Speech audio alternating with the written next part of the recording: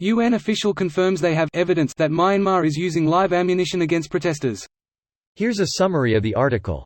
UN official, evidence Myanmar using live ammunition against protesters. A United Nations human rights investigator points to growing reports and photographic evidence that security forces have used live ammunition against anti-junta protesters. Amid growing reports and photographic evidence that live ammunition is being used against anti-junta protesters in Myanmar, a United Nations human rights investigator is calling on the Security Council to consider sanctions against the country's coup leaders. All of these options should be on the table, he said, adding that growing reports and photographic evidence pointed to the use of live ammunition against protesters. A letter signed by some 300 elected parliamentarians in Myanmar that was read out at the Geneva Forum urged the UN to investigate gross human rights violations committed by the military since the coup, and said the new authoritarian regime had placed restrictions on people's freedom of speech by preparing a telecommunications bill intended to control access to the Internet and mobile services. Nada al-Nashif, the Deputy UN High Commissioner for Human Rights, called the arrest of Suu Kyi and President U Win Myint and hundreds of others by the country's coup leaders politically motivated. In Myanmar on Friday, hundreds of thousands of pro-democracy demonstrators turned out to defy the junta. At least 3 people were wounded in the southeastern city of Maulamian when police opened fire with rubber bullets, a Myanmar Red Cross official told the news agency. This post received a score of 45,000, with an upvote ratio of 95%.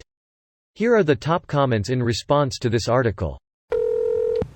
Well, if they find bullets and bullet-sized holes in people shot by soldiers, that could be pretty compelling evidence that they were in fact shot with live ammunition.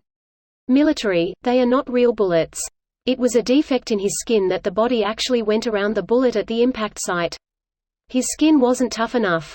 We can't rule out that the protesters didn't run into stationary bullets at 2,000 miles per hour. Relativity is a magical principle. From some points of view, we're all moving at over 500,000 miles per hour. Hitting a stationary bullet at that speed would not be fun. For 3 nights they've been going around arresting and breaking into people's homes without warrant. Around 10:30 p.m. in coordinated attacks all over the country, CDM members, teachers, doctors, lecturers are arrested. It was the police marching forward into them for no reason and started beating them up at it too. This blew up overnight. They're arresting leaders and threatening people if they don't come to work. Holy shit. I was just in Burma, Myanmar, what do you prefer, last year, and it felt so peaceful. We did notice the military presence though. Subtle, but present. Where are you located? Support from Canada. If there's anything I can do, PM me. It can be either Burma or Myanmar. Most people don't really care, but officially it is Myanmar. Older people are more likely to say Burma as a remnant of occupation, and younger people tend to say Myanmar. Not gonna lie, there's not much people do to help out other than spread the word and demand action from governments. If you can find reputable charities operating in Burma, then consider donating, but otherwise the ability of individuals to help out is limited. It will always be Burma to me. J. Peterman, J. Crew. Dead people with holes in them would be evidence. I've got holes in me, Greg. Does that mean I'm dead? So do I mean, a lot of us saw them shoot that poor girl in the head the other day. Yep, teenage girls with holes in their head are, indeed, a good indicator that there could be live ammo being used in Myanmar. She fell on the bullet. Well, the military committed genocide. So it's not huge leap for them to be killing protesters. Last time they had a crackdown they killed 3,000 people. They also used to use slave labor before their democracy. Things could potentially get really bad. Incoming people who think the UN is some kind of world police who can send troops to wherever they want and stop anything they want.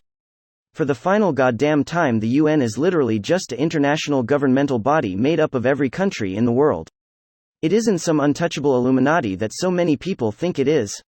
The only way Myanmar will be punished with anything other than condemnation is by having a majority of countries vote to intervene, so maybe contact your government officials who have the power to contact their UN ambassador. This video was automatically created by Reddit to speech.